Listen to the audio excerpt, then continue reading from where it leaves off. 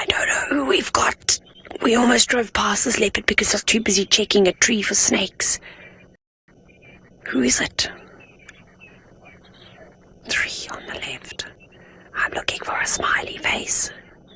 This leopard looks like it's hunting something. I don't know. I can't see what it sees, though. Can you see it? So I'm going to talk very softly. This is my whispering voice.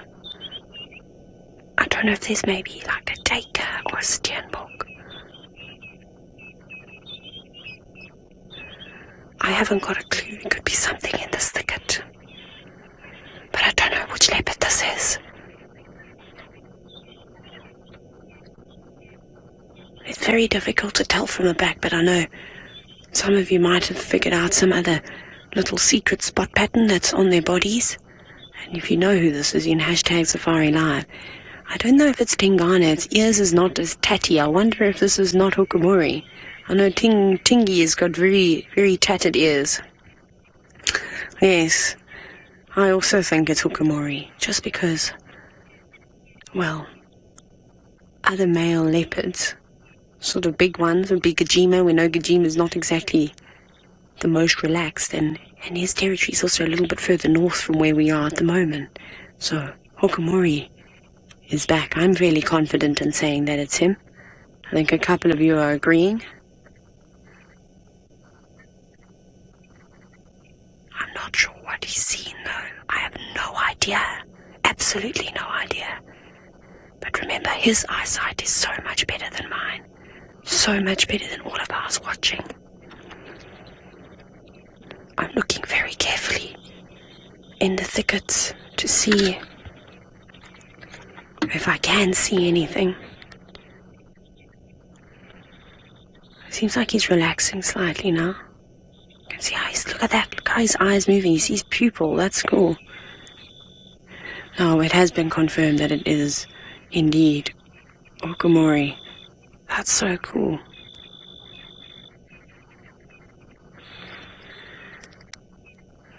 Wow. Our luck has turned, has changed. Finally. I still don't know what's here. Maybe it's something small like a scrub hare. He's seen it again. Looked like he lost focus for a second. But now he's got his eyes fixated on something. I'm still scanning and I still cannot see what he's got. Hear all the birds calling for one last time.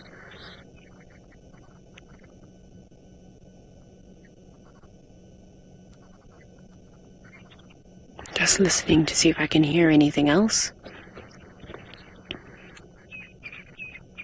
He's very close to camp. We're right outside camp. We're not far from Gallagher Shortcut either.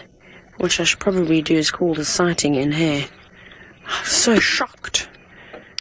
Stations have located a male leopard on Vuyatela access. We are just sort of northwest of Junction Gallagher with with Vuyatela. I don't know why I said Gallagher. Look at him. Everyone, while I control this. Sorry, Hukumuri. I'll be quiet. I still don't know what it is that he's seen. I think everybody stopped for sundown, so. Once I get the giggles, I cannot stop, I'm afraid. I'm very sorry, I do apologize. But we've been seeing so many steenbok and duiker today. What about even a warthog? Maybe it's just gone into a burrow. Well, then I would think, though, if it's a warthog, he'd probably go to the termite mound and sit and wait above the burrow like he normally does. But he's using a bit of the sort of mitre drain here to hide himself. You see, it's dug down into the ground, so it's actually giving him a bit of cover along with the tall grass. So that's very clever.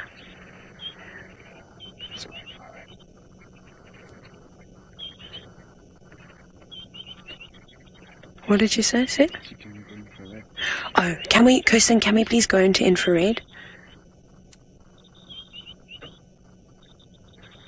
we're going to go into infrared now, obviously, as we've discussed. So we've got these special lights on. I'm obviously not going to be using a spotlight, and we don't want to interfere at all. But also, this is a very awkward time of the evening with the cameras, and they're only powerful enough. They can only use a certain amount of light that's out there, and it is getting quite dark. So with these lights, it also will improve the image quality too. But not even with the infrared lights on is it really helping us. Now you see we've turned it on to see what's there.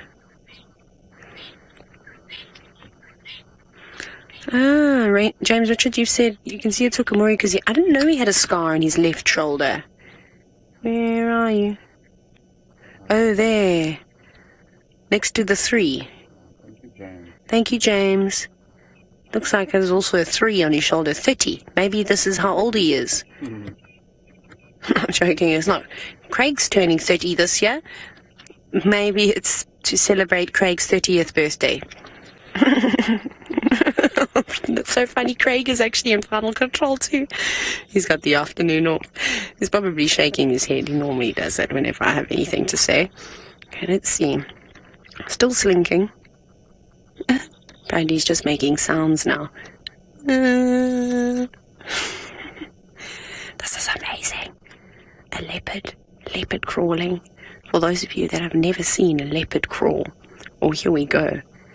And normally when they stalk like this, they even go even lower. So can you imagine lunging, but also trying to keep your body crouched down so it doesn't appear over the grass? I'll just see if do you mind if I turn this down just a little bit? Yeah, sure. Okay, everybody, what we're going to be doing now is we're going to do a special broadcast. So I'm going to sit very quietly.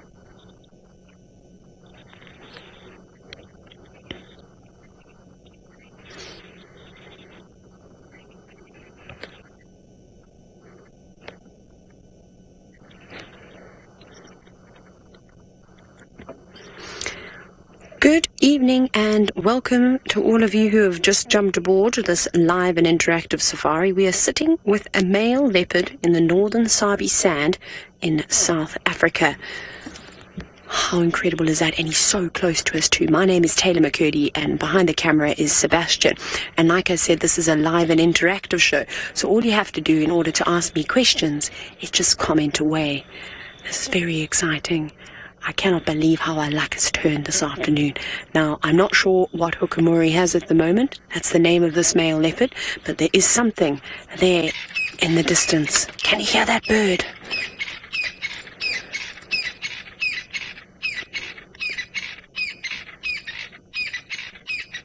Now, that bird is a crested francolin. It's just giving its last call for the evening. It's not alarming at this leopard. It's unaware that it is even here. And some of you may have noticed that we're filming in black and white.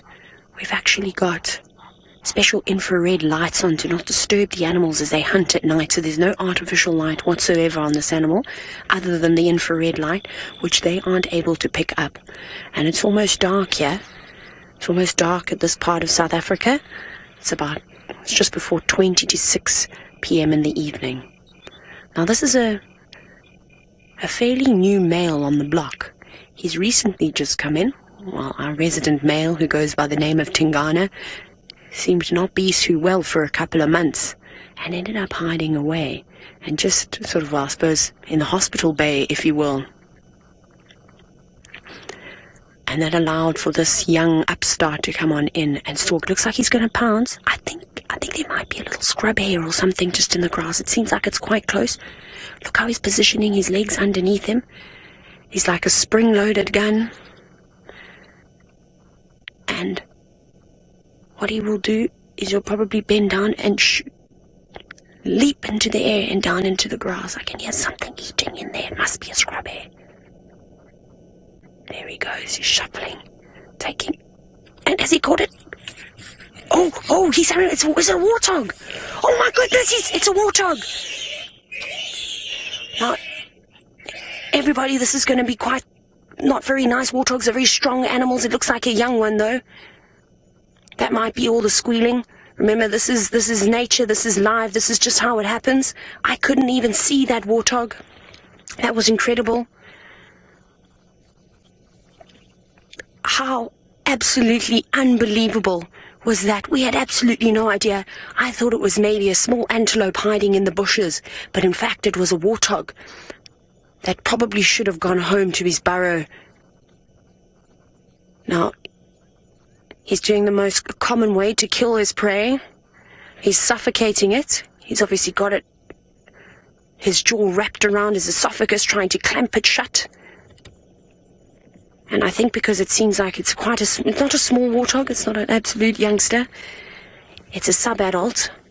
I don't know why it was also on its own like that. Very unusual. Normally that warthog would have gone down into its burrow already. They typically live in termite mounds. That was unbelievable. Now again, very sad for that poor warthog, but remember, this leopard needs to eat too.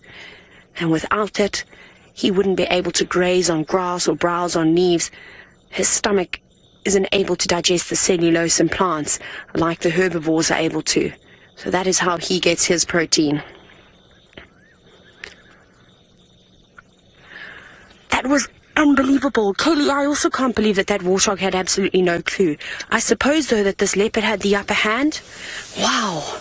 My adrenaline is pumping. The sun has gone down. It was that awkward crepuscular period which was making it even difficult for me to see what was going on. And warthogs don't have the best eyesight as is. I can't believe what we've seen. I don't know when I last watched a leopard take down prey. And, I mean, it's not something that you get to see every single day.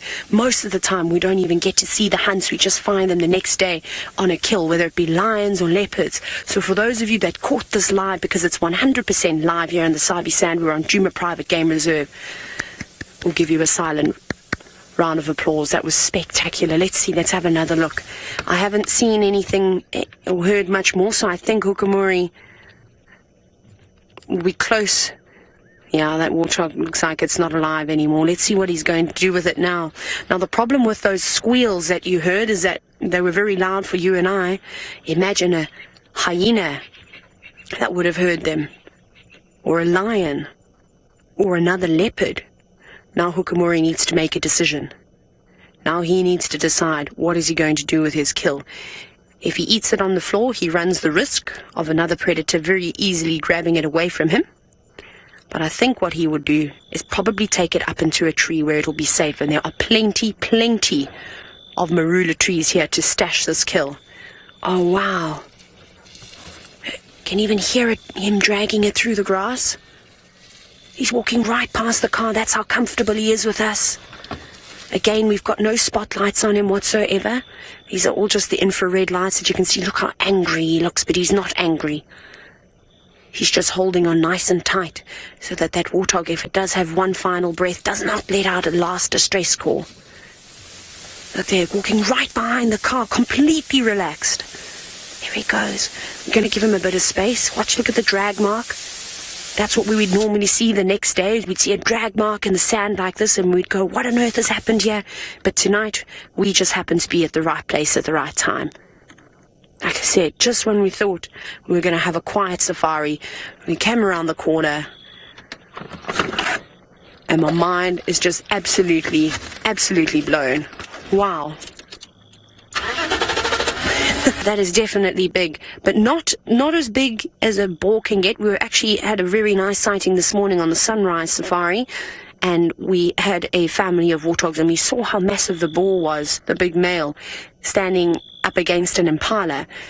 And the big boars can weigh in excess of 80 kilograms, and I reckon that would be similar weight to what Hukumuri is. Hukumuri might weigh just a little bit less than that, but I don't think that warthog quite weighs that much. Probably around 60 kilograms or so, which is still very, very big. Okay, we're going to catch up again. April, he is an expert warthog hunter. Absolutely expert. He normally, we're actually discussing just a little while ago before you all joined us, his favorite tactic is to actually just go into the top of a termite mound and then wait outside the burrow for someone to make a run, and then he grabs them. So this is an incredible technique that he used today. He took advantage of a warthog all on its own. There weren't any other warthogs. We didn't hear any others running away from us. Oh, I cannot believe that we got to see that. That was amazing. I think I'm in a state of shock at the moment.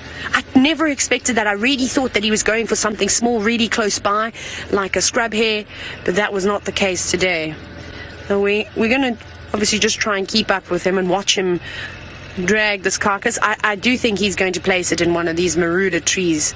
There are plenty of them. I think he's just taking it off the hyena highway. That road that we were on is a popular spot for the hyenas. I'm just going over a little hump in the road. There we go, and I'm going to stop. And how is that strength and stamina of this leopard?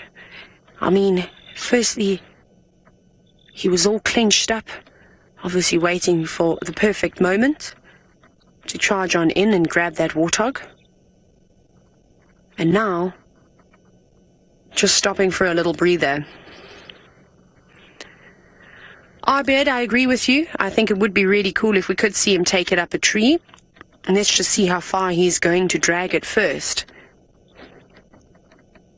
I don't know with him. I've never seen Hukumuri taking down anything before, so I don't know what his habits are. Obviously, different leopards like to do different things. Some of them will actually start eating it down on the ground before taking it up to a tree, but this is a particularly dangerous time of the night to catch something, especially, like I said, it's let off a distress call. If a hyena has heard that, I can promise you right now, they'll be on their way. And they'll pick up that scent very quickly and come charging on in. That, I cannot get over that.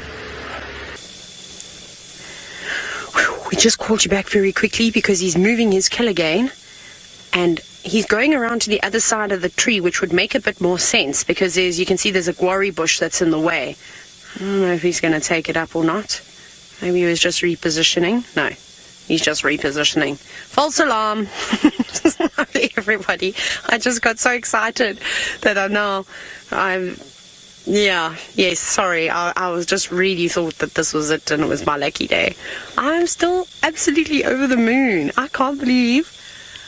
I think that's the first time, I'm trying to think, Seb, if that's the first time I've ever had a leopard kill live on an action broadcast. I think it might be. I don't. My first one. Seb's first time. I don't think I've actually ever successfully. Maybe with lions and buffalo? No, I don't know.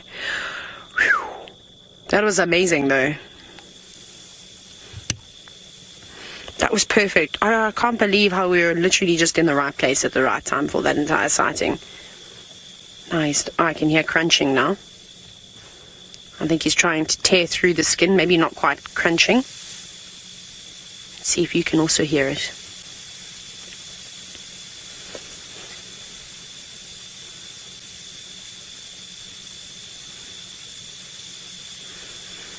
So he hasn't quite got through to any bones just yet. I think what he's doing, you can see how he's trying to bite further back rather than, well, of course they don't use their canines for tearing open, but they've got, of course, a carnassial shear, so that's what you're hearing now, that sort of tearing sound.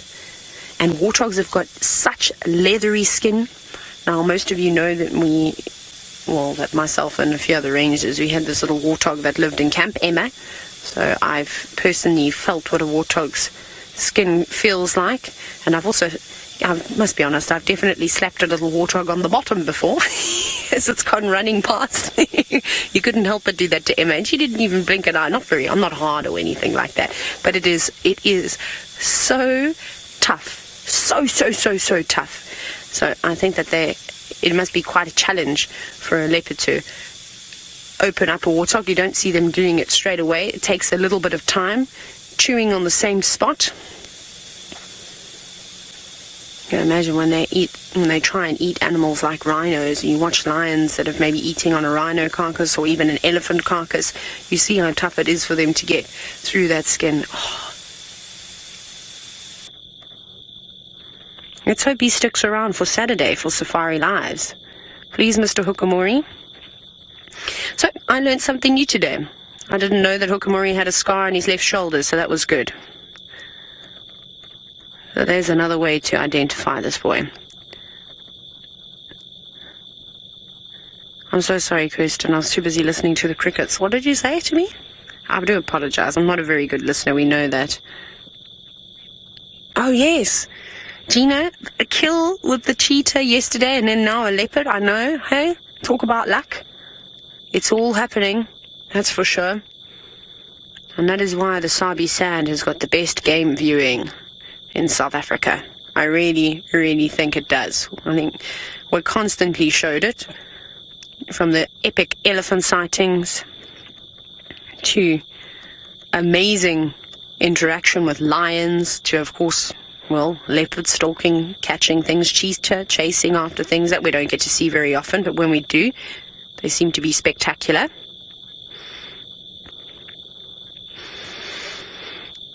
Yeah, Zephyr, I do. I think there will be a little bit. I don't think he's going to eat an entire warthog in one night. He didn't look too thin. He looks very healthy. So I reckon that there will be some warthog left, if somebody doesn't come in and chase him off it. Although whoever's brave enough to chase Hukumuri off a kill, good luck to them. He seems to be a fighter. He always looks like he's looking for a box. So I don't know. Maybe a group of hyenas. Like I said, this is hyena central around here. They often come in from Manuleti. We always see tracks on Vuyatela access. They're passing through camp and Zoe's Road, which is where we are too. We do see a lot of activity as well. So spoiled. Well, thank you, nature. I just have to say thank you to nature. I said all those bad things about you and how I'm having an animal lull, and then you give me this. I was happy with the elephants, but thank you very much. Doesn't need to say thanks, everybody, so that I can continue having epic sightings like this. Although we've come to the conclusion that it's Sebastian that's bringing all the luck, so Sebastian will be driving with me for the next 3 years. Sorry, Seb. You're stuck with me, I'm afraid. High five, T, high five.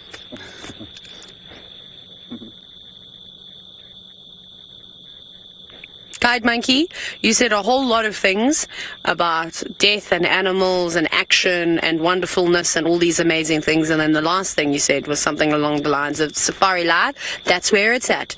Pew, pew, pew. Did you do imaginary handguns? I always find if you're going to say a cool thing like that, you've got to do something. I don't know what else you could do. You could do that. I don't know why I always do that, but I always get told, Taylor, put your handguns away, and then I have to put them back in the holster. Kirsty's literally just said that to me now. She's told me to put them away. I can't help it. They're like idle hands. They just do what they want, and they always want to do their little guns. Not that I mean anything by it, also. It's just, I don't know where I picked that habit up. Perhaps Western movies.